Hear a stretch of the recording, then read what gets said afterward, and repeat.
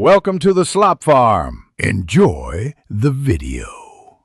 In this video, I will explain what is the best song in the whole entire world explained.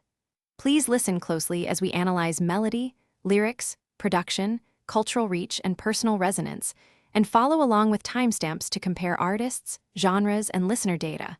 Pause the video when you want to reflect or add your own picks before we summarize findings at the end.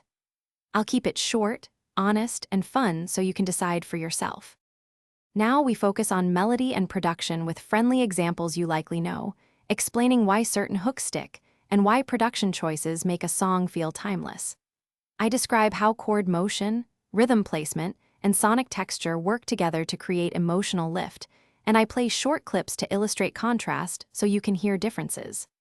Listen for space, contrast, and the mix choices that shape emotional impact. If you're enjoying this breakdown, please subscribe and like because it helps me make more content you'll enjoy. Quick recommendation.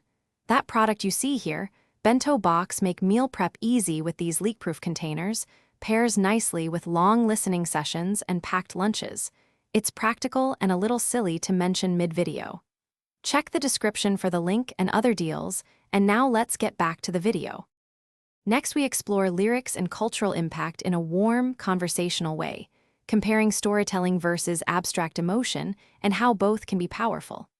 I explain why some lines become anthems, how cultural moments boost a song, and why personal context can elevate a track to best status for someone.